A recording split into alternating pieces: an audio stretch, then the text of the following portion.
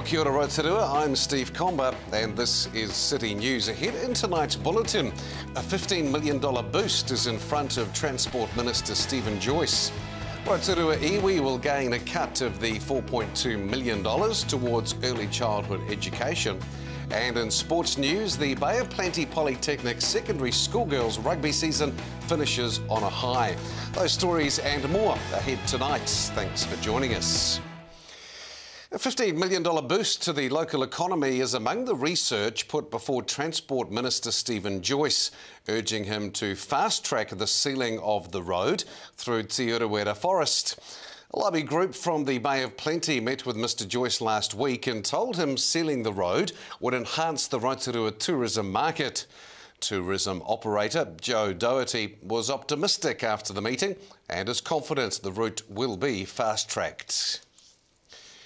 Rotorua iwi will gain a cut of the $4.2 million towards early childhood education, announced by the government last week. The funding is being allocated from the Early Childhood Discretionary Grant Scheme and targets Māori and Pasifika children and children from lower socio-economic backgrounds. Associate Minister of Education Peter Sharple says the funding directly supports the work of community organisations providing quality early childhood education. And closer to home, Kaharoa School is the single school in the district that will join schools throughout the country taking part in Project Friendship this week. VSA Executive Officer Debbie Snelson says the aim of Project Friendship this year is to get young people thinking about their role in the global community and how their actions can make a difference. Kaharoa School are selling funky, colourful bracelets for $3 to support VSA volunteers working overseas.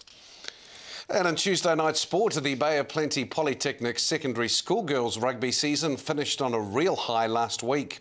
Rotorua Girls and Western Heights High Schools went head-to-head for third place in the competition.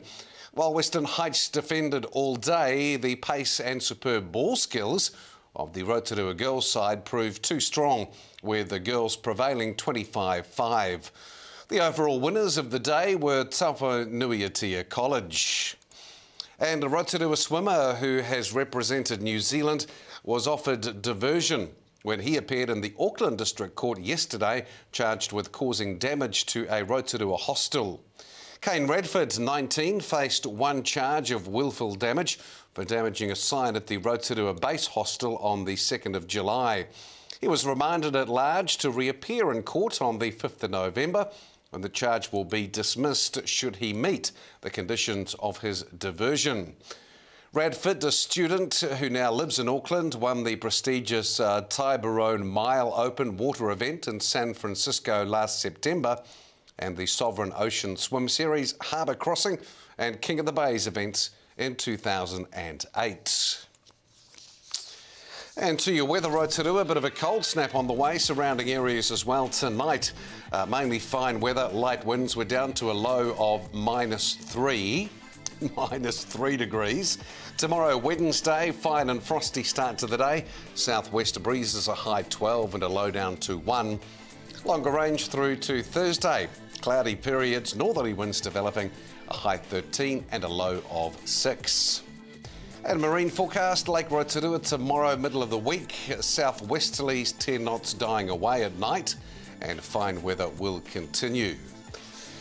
Well, don't forget Rotorua, if you missed any of tonight's bulletin, you want to view it again, or if you simply want to catch up with what's happening across the week, head into and log on to our website at tvrotorua.co.nz.